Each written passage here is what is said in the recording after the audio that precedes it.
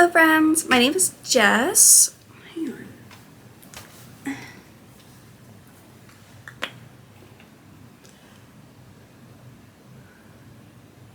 Just a little take the edge off, you know?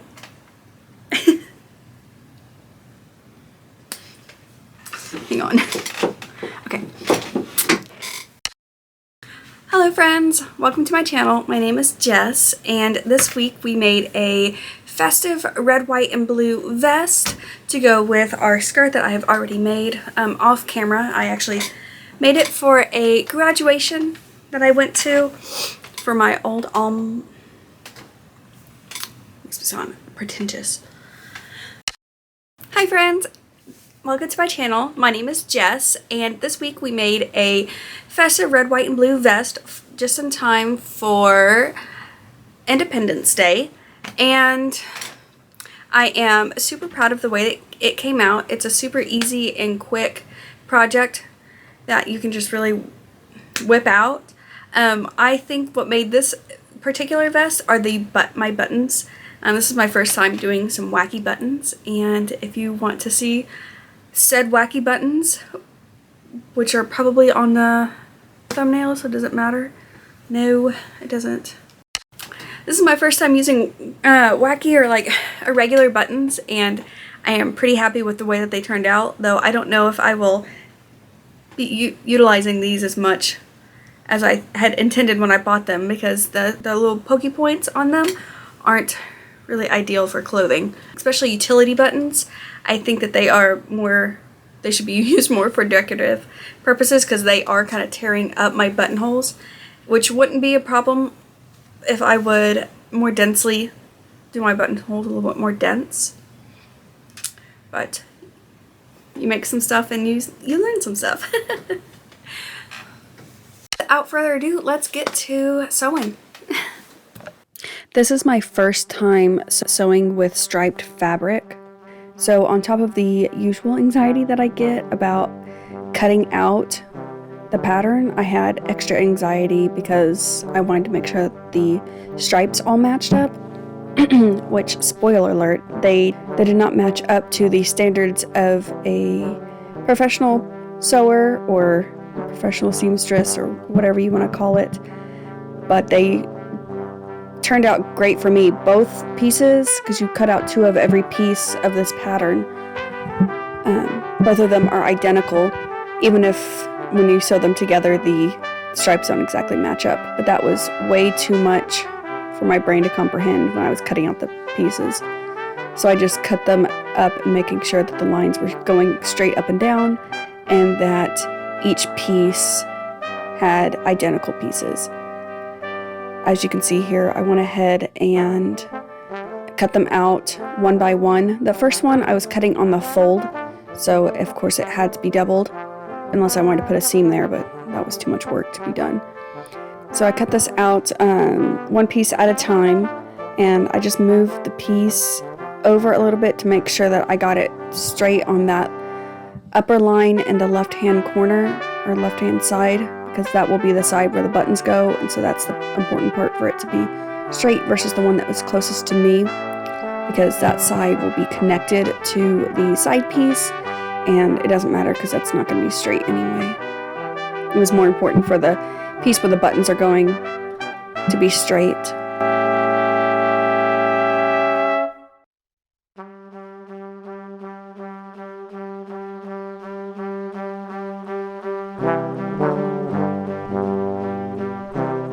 You have to flip over the piece here in order for it to be correct, otherwise you'll have the same piece twice and you have a left side and a right side of your body, so it has to be turned over.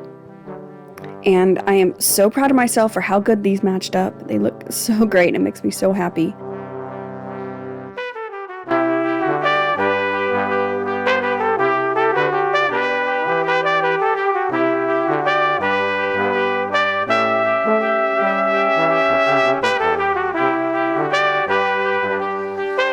And this is the side piece here. Those first 2 were the left side and right side front.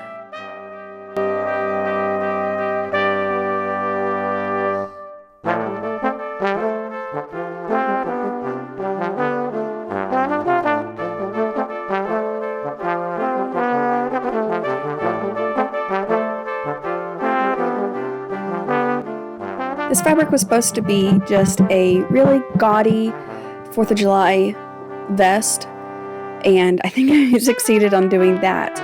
But it also makes me think of, like, I don't know what they're called, like a carnival hauler, or someone who, like, yells, "Step right up, come on, throw the ball at the pins," or "Knock the ball, earn a prize."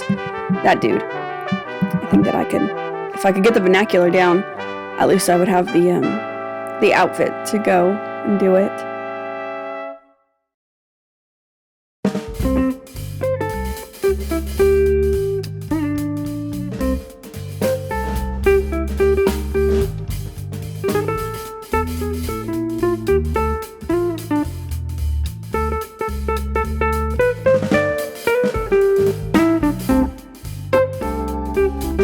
Right here, I'm folding the carbon paper and sticking it in between the folds, the center back, and then I'm using a tracing wheel, which is just a wheel with pokey spikes on it to go over it to trace that dart.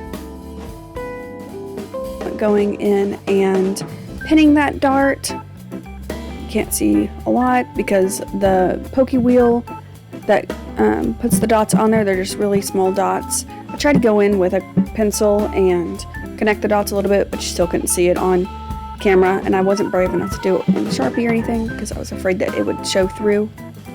But I just gather these up and make sure that I'm hitting that line on both sides. And I have 2 darts in the back of the vest, and then I have a dart on each side of the front of the vest.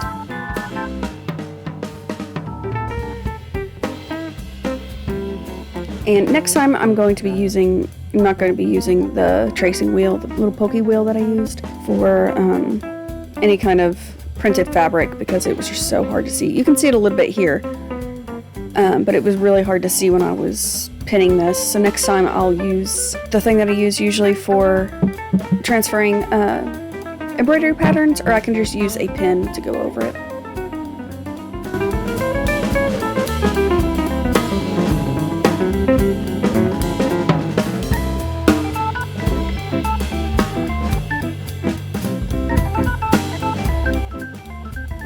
Here I am just sewing these darts, which, oh boy, that was hard to do when you can't see the lines you're supposed to be sewing. I kind of just guessed, and then once I did it on one, I compared and made sure that I was doing the same thing on both pieces. And I am pinning the front and the side piece together here. I've made this pattern several times, and each time I really like the pattern, but there's just little bitty things that I would like to change. Of course, I never do, because I'm scared that if I change anything on the pattern, then it won't work anymore. But it turns out really well, and it fits me pretty well. There's a little piece that kind of gapes at the shoulder. I'm just sewing those side pieces to the front piece.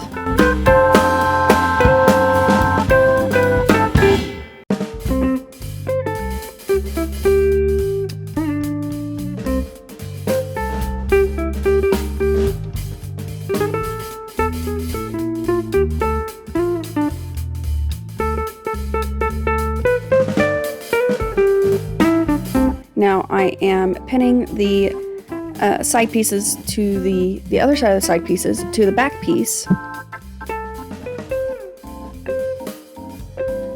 There's another angle.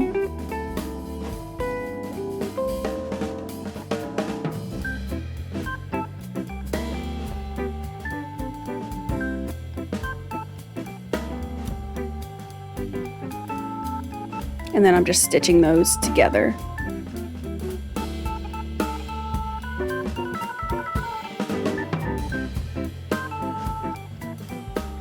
When I was shooting this, I kept trying to figure out what my camera was focusing on, and I thought it was focusing on my hand whenever I would take those pins out, but it looks like it's just focusing on my sewing machine model, which is fantastic.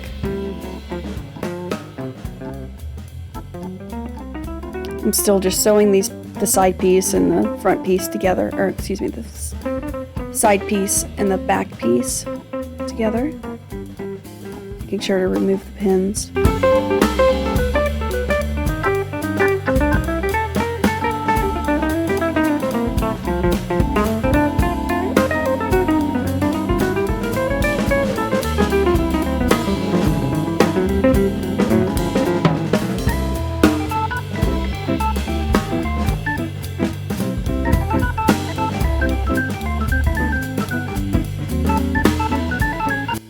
Okay, so I'm ironing the dart here, and then I go and I have a towel that I took some string and I just wrapped it, like I rolled it up, folded it, rolled it up, and then took some red and white string around it and tied it there so that it will stay rolled up. And I use that as like a tailor's ham, just like a tool to help iron curves. And I'm just ironing the seams that I just made open.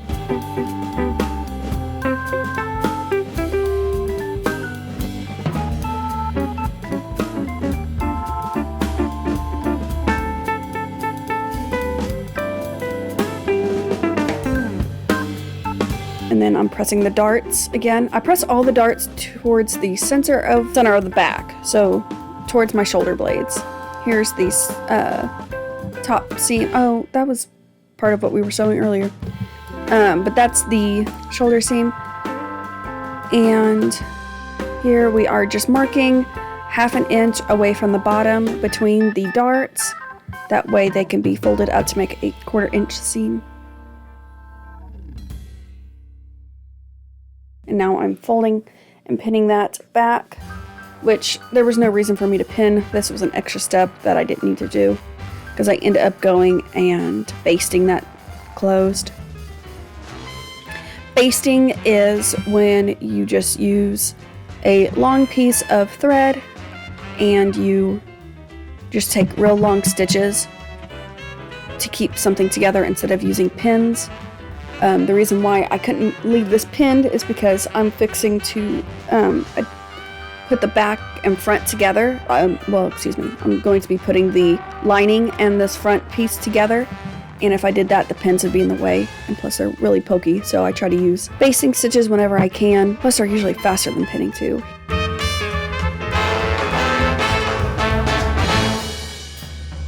Here I am measuring 1/2 inch away from the arm's eye. That way I can clip and notch that and then baste that in. I'll tell you a secret about basting.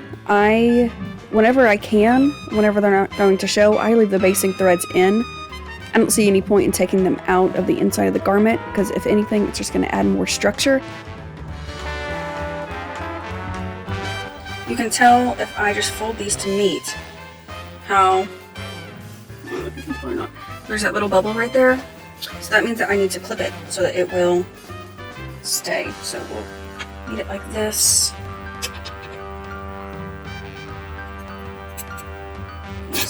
Now you can see that there's a little V there. When it makes that V, that tells me that I'm clipping in the correct places. But you kind of just can feel it. And honestly, if you make too many clips, it's not that big of a deal. And then I'm just running a long basting thread in between this to keep it. And I'm not clipping too far up into it. I'm not clipping all the way up to the fold. Let's see if I can show you on the lining. That's what it looks like from the outside. And then from the inside, you can see all the clippings and how they don't go all the way up to the top. This is both my favorite and least favorite part about doing the vest. It's tedious, but it's kind of fun to do.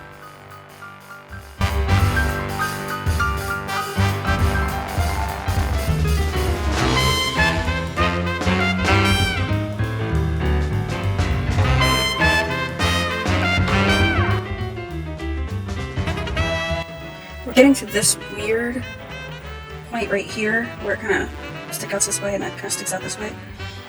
I don't know if I really sew that together correctly when I sew it. I don't know.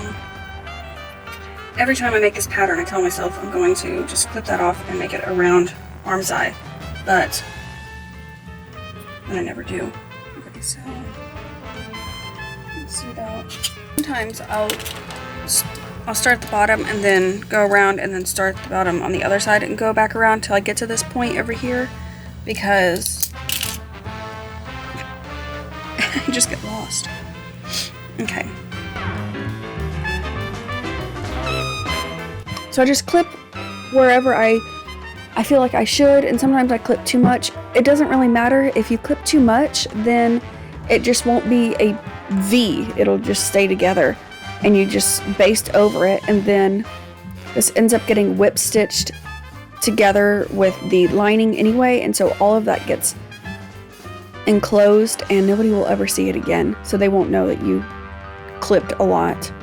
My favorite and least favorite thing about making this, well, I guess one of my favorite and least favorite things about making this vest is that it has that lining, so I don't have to worry about the seams. But the problem that I have with it is that I have to make a lining, so I have to literally just do this, the same exact thing that I did for the front, I did for the back. And I'm trying, because I make this vest quite often. Usually anytime I make a skirt, I will go ahead and make a coordinating vest with it. That way it looks kind of like a suit, like a Victorian suit or whatever. So I'm trying to, whenever I have some downtime, just to cut out the lining out of some muslin or whatever else I have, just some neutral stuff that I have laying around. That way whenever I go to make a vest, all I have to do is pull that lining that I've already got cut out, and if I can, I'll sew it together too. That way I just have to pull that lining and go. Which I guess would be a problem if I do ever end up making adjustments to that pattern, because then the ones that I make ahead of time wouldn't fit correctly.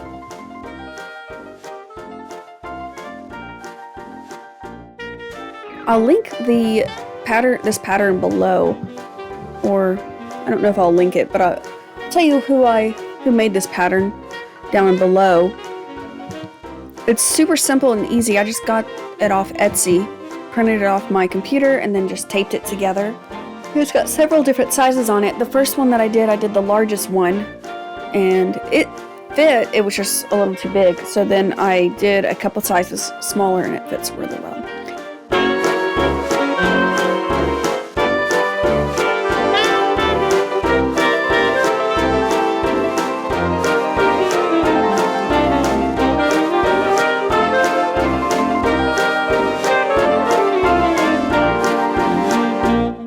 Now I'm just pressing the seams here.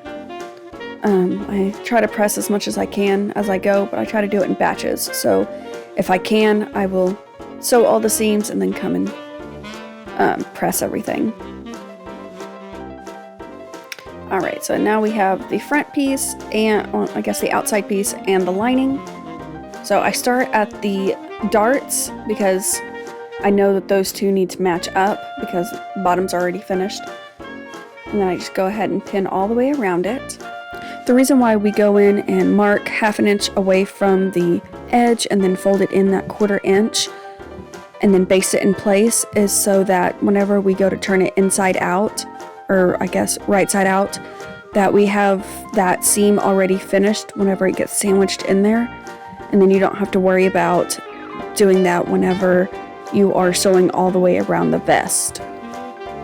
And that's the same reason why we go ahead and do the shoulders the same way, so that whenever it's turned right side out, that it's already ready. Which I don't know really why I have to leave the part at the bottom to turn it inside out, but the pattern tells me to, and so I go ahead and do that. But the armholes are not finished whenever I go to turn this right side out, so I could theoretically just turn it right side out through the armholes.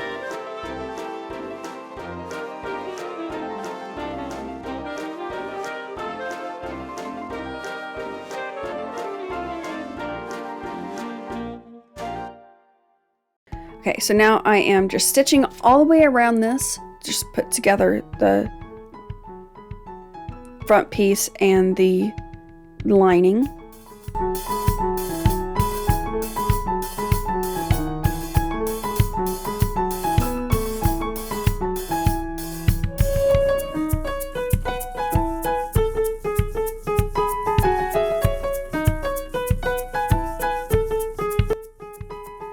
Ran out of bobbin, and so I had to refill my bobbin and then rethread my machine. And whenever I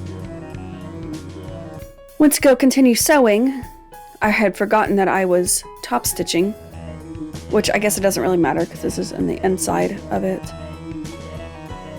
of the garment, so it doesn't matter. But that's why it has changed from the stripe side to the lining side.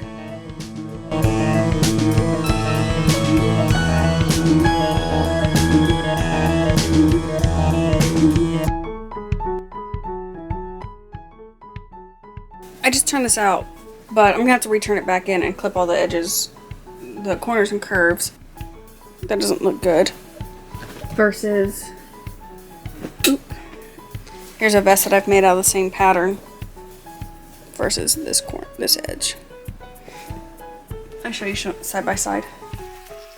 Of course, this other one has top stitching on it too, but this is a finished one, and this is a one that's not been clipped. All right, now I'm clipping all my curves. There's really no curves. The collar's a curve, but I'm just clipping my corners here.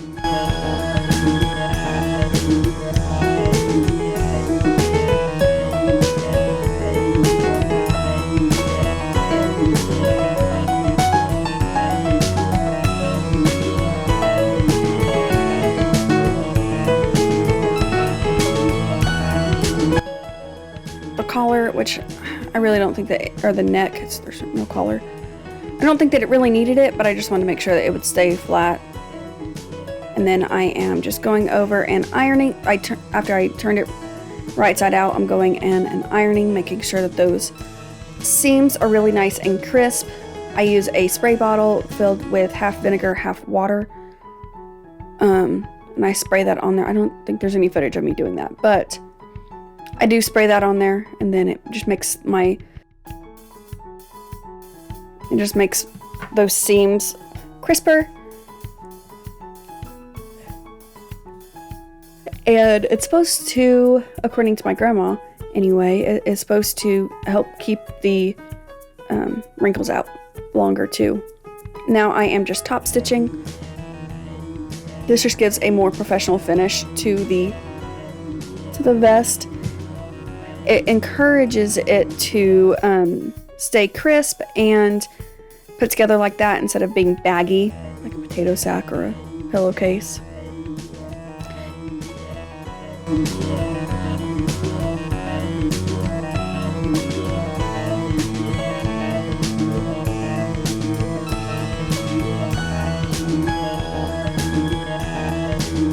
Here you can see that I just went over the bit between the darts and the back. Now this is the arm. Armhole. I'm just taking a whip stitch and just stitching those together.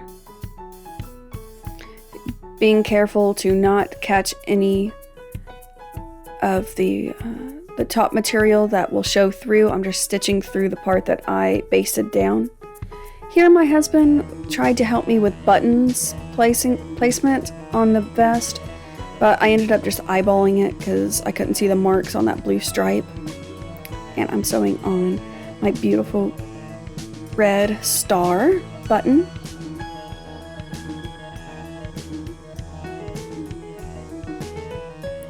And I had decided that, so I've got a red, white, and blue button that I sewed on there.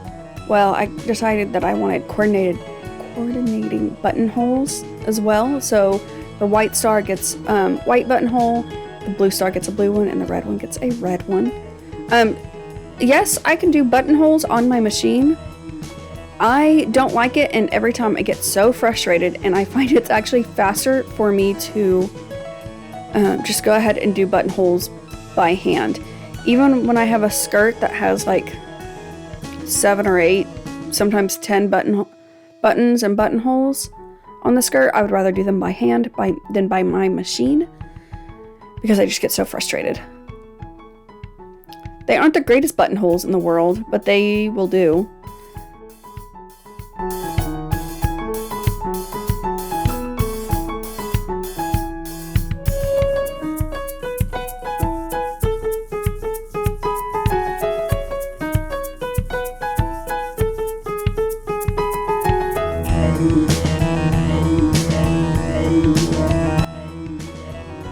So I'm just doing a buttonhole stitch around this, or the closest to a buttonhole stitch that I can do.